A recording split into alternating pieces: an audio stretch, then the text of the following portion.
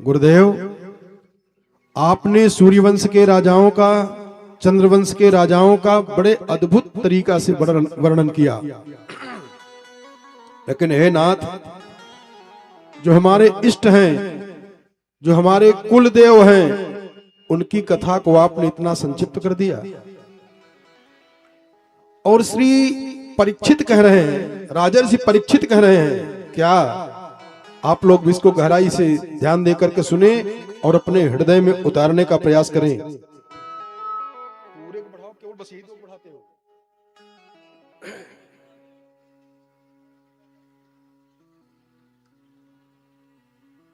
राजा परीक्षित जैसे योग्य विद्वान श्रोता क्या कह रहे हैं, जरा ध्यान देना, और इसके माध्यम से स्वयं अपने जीवन को भी ठीक कर लीजिएगा। क्या राजा परीक्षित कह रहे हैं कि निवृत्त तरसई रूपगीयमानात् भवौ सदा श्रोत्र मनोभिरामा क उत्तम श्लोक गुणानुवादात् पुमान विरज्येत विना पशुघ्ना। गुरुदेव, ऐसा कौन जीव होगा, आत्मघाती वही होगा जो भगवान की ऐसे चरित्र को न सुन पावे। ध्यान देना, जो भगवान की कथा नहीं सुन पाया वो जान लो कि अपनी आत्मा का स्वयं हत्यारा है, वो प्रेत योनि में वही चला जाता है। जैसे कोई भी मरता है अपने आप से मर जाए, कहते ना महाराज आकस्मिक मृत्यु हो गई, रात में सोए थे, सोए के सोए रह गए। तो जब उनका शरीर, मृत शरीर लेकर के जाते हैं तो पंडित जी लोग कहते हैं, जब उनका वो कराते, पिंडदान कराते, तो फला उनका नाम लेते हैं और कहा प्रेतस्य, वो प्रेत योनि में चले गए। क्यों चले गए? क्योंकि कथा मृत का रसपान नहीं किया। ध्यान देकर के समझना, कैसे ये कथा मुक्त करा देती है। देखिए, एक बड़ा सरल साधन बता दे रहा हूं, तरीका भी बता दे रहा, कौन मुक्त हो जाता है और कौन बद्ध बना रहता है। कैसे? कहा जिसकी आयु शेष हो। ध्यान दें, ये साधारण तरीका है। आयु शेष हो, कामना समाप्त हो जाए, मुक्त हो गया। और कामना शेष हो, आयु समाप्त हो जाए, बद्ध हो गया, फंस गया हो। तो कथा करती क्या है? कथा या तो आपकी कामनाओं को समाप्त कर देगी, भजन में इतना आनंदित हो जाएंगे कि भजन में ही आपको आनंद आने लगेगा, कामनाएं सब अपने आप नष्ट हो जाएंगी। कहते ना, मन लागल यार फकीरी में, उसमें जब मन लग गया कोई कामना ही नहीं रह जाएगी। अथवा यदि आपकी कोई सात्विक कामना होगी तो कथा के माध्यम से पूर्ण हो जाएगी। इस कारण से भी मुक्त हो सकता है वो। और विशेष कारण क्या है? कहा ये जो मन है ना, मन भटकता रहता है, भटकता रहता है, भटकता रहता है, और यही भटकता है, भटकते ले जाकर के गर्त में गिरा देता है। तो कथा करती क्या है? उस मन को पकड़ करके और धीरे से ला करके भगवान के चरणों में पहुंचा देती है। ये कौन करती है? कथा।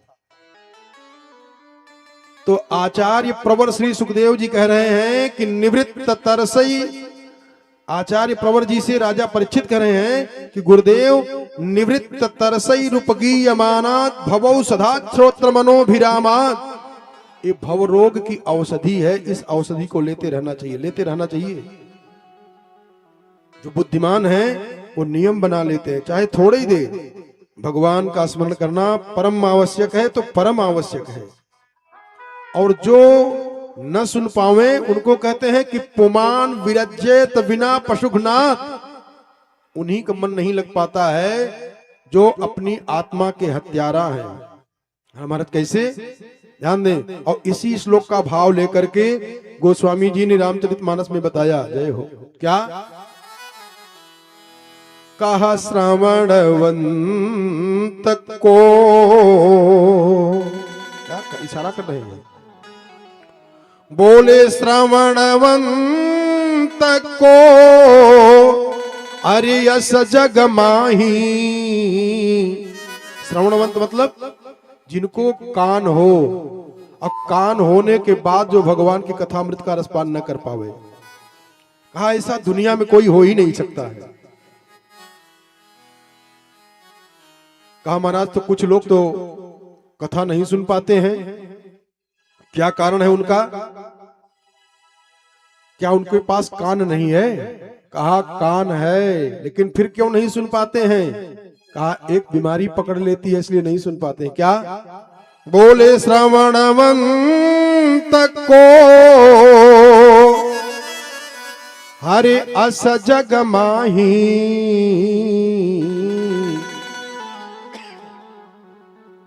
देखें बड़े दूर दूर से श्रोता सब आ रहे हैं। हमारे बड़े स्नेही सुरेश नारायण पांडे जी आपके यजमान के कुछ रिश्ते में भी पढ़ते हैं, और मिश्रा जी, राजनारायण मिश्र जी नगरहा, ये हमारे बहुत पूर्व के यजमान रह चुके हैं, कथा सुना चुके हैं। तो ऐसे जैसे पांडे जी सुरेश नारायण सुबह में भी आए थे, मुलाकात करके गए, कहे महाराज जी भी हम 2 बजे तक पुनः फिर आ रहा हूं, सावधान हो जाएं और सावधानी पूर्वक कथा श्रवण करें। राजा परीक्षित ने ये कहा कि महाराज जो कथा नहीं सुन पाता है या नहीं सुनता है वो अपनी आत्मा का हत्यारा है। बाबा ने कहा अगर जिसको कान हो और न सुन पावे वो क्यों नहीं सुन पाता है? कितनी जितने लोग कथा पंडाल में बैठे इन्हीं को कान है, और जो बाहर घर में सो रहे हैं चौराहा पे बैठे हैं उनको कान नहीं है। और गोस्वामी जी ने कहा कि नहीं, अगर किसी को कान दिया है भगवान ने तो भगवान की बिना कथा सुने वो रह ही नहीं पाएगा। जानते हो भागवत जी की कथा कराने का इसलिए ज्यादा फल होता है कि उस श्रोता को बहुत पुण्य की प्राप्ति हो जाती है। क्यों? इससे जीव जंतुओं का कल्याण हो जाता है। जो भागवत जी का महामंत्र बोला जाता है ना, श्लोक है जो ना, ये वृक्षों का उद्धार कर देता है, वृक्षों का।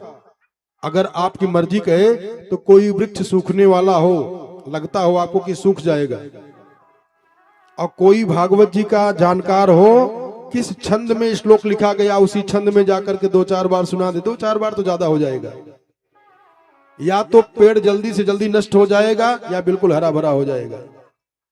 थोड़ा सा बता दूं आप लोगों को प्रेरणा के लिए, मन भटकने न पावे। देवर्षि नारद ने भगवान से पूछा था कि महाराज भागवत की कथा का मतलब क्या है, भागवत का मतलब क्या है? अच्छा देखें, और जितने पुराण हैं उनका नाम लेने मात्र से आपको लगभग कथा पता हो जाएगा कि इसमें क्या कथा हो रहेगी।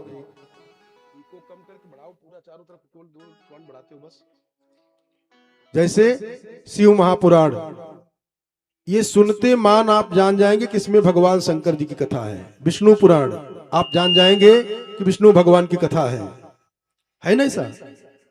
चाहे जो भी आप पुराण ले लीजिए, वायु पुराण, वामन पुराण, इन नामों से ही पता चल जा रहा है ना कि इसमें उन्हीं देवता की कथा है। लेकिन भागवत जी में,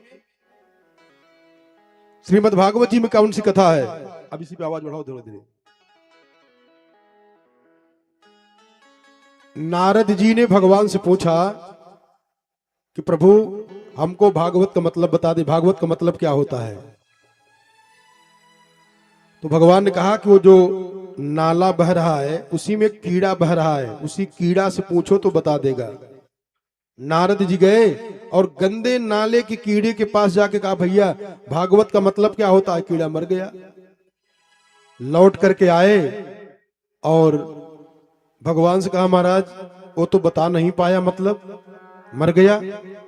कहा वो आम के वृक्ष पे एक तोता बैठा है, तोता के पास जाकर के पूछो बता देगा वो। नारद जी गए और नारद ने उस तोता से कहा भैया भागवत जी का मतलब क्या होता है? तोता आम के डाल से गिरा, धड़ाम से जय सिया राम, वह चला गया। नारद जी ने सोचा कि ये बताने वाला था भागवत का मतलब क्या है, यो मर गया। फिर आए भगवान से कहे महाराज तोता तो बता नहीं पाया। भगवान ने कहा कि फला राजा के यहाँ जाओ जिसके यहाँ बहुत दिन से कोई संतान नहीं प्राप्त थी, और राजा के यहाँ लड़का पैदा हुआ है। उसी राजा के राजकुमार जो नया नया पैदा हुआ है उसी के पास चले जाओ, उससे पूछो, बता देगा। तो नारद जी ने भगवान से कहा, महाराज अगर कुछ लीला करना चाहते हो तो बता दे। कहा कैसे? कहा हमको पिटवाना चाहते हैं क्या? कहा क्यों? कहा कीड़ा के सामने हमने कहा कि भागवत का मतलब क्या है, वो मर गया। आपने कहा तोता के पास जाओ पूछो, तोता से पूछे, तोता मर गया। अभी राजा के यहाँ नया नया लड़का पैदा हुआ है और हम जाके पूछें भागवत का मतलब क्या है, वो मर जाए तो राजा पकड़वा लेंगे कि यही साधु आया तभी लड़का मरा है। तो भगवान ने कहा कि भागवत मतलब समझ में नहीं आया नारद अभी। कहा महाराज नहीं आया। कहा इसीलिए तो आपको भेज रहा हूं। कहा कैसे? कहा जब इन 4 अक्षर वाले भागवत आपने कह दिया तो गंदे नाले का कीड़ा का अनंत जन्मों का किया हुआ दुष्कर्म पाप नष्ट हो गया और वो सुंदर पक्षी बनकर के तोता बन गया, वही कीड़ा। और जब उस तोता के सामने आपने कह दिया कि भागवत का मतलब क्या होता है, तो केवल भागवत नाम का शब्द सुन करके वो तोता जो पक्षी योनि में था उसका सब नष्ट भ्रष्ट हो गया, उसका किराया कराया जो पाप था अब वो राजा के यहाँ पैदा हुआ है, वो राजकुमार बना हुआ है। वही गंदे नाले का कीड़ा राजकुमार बना हुआ है। अगर उसके सामने भी जाकर के आप कह देते भागवत का मतलब क्या है, वो भागवत केवल सुन लेता, ये 4 अक्षर वाला नाम सुन लेता, वो भगवान बन जाता।